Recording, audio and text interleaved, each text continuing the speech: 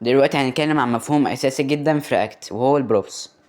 لو فتحنا كورسر او اي اديتور عندك، دخلت على البوتن ومسحت دي وعملت كده براكت وكتبنا هنا،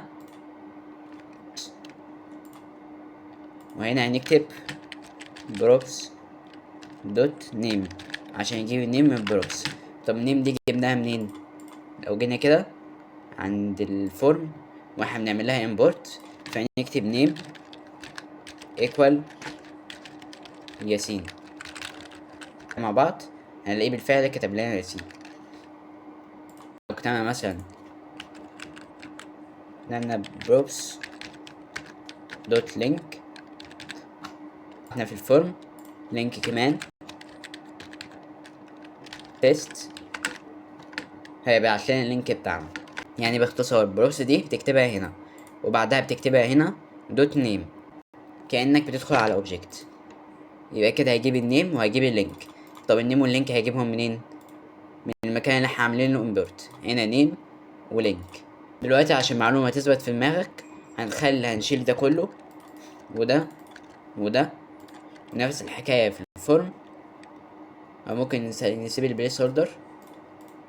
تمام، نشوف في حاجة تانية.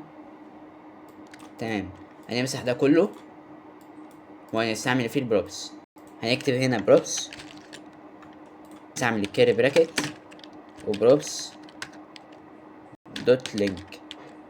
الحكاية هنا هيكون هنعمل له بيست، طبعا اول كوبي، كنترول سي كنترول في كنترول في، ده لينك 1 2 3، وفوق هنكتب 1. ورجعنا كده الموقع بتاعنا هنلاقيه فاضي طبعا، احنا عاملين له امبورت في الاب. في الهيدر ده link 1 equal home equal test او about k3 equal test. هنشوف كده هنلاقيه جاب لنا كل حاجة. في السلسلة دي شرحنا البروبس والكومبوننت والجي اس اكس، وطبعا لسه مكملين في الكورس بتاعنا.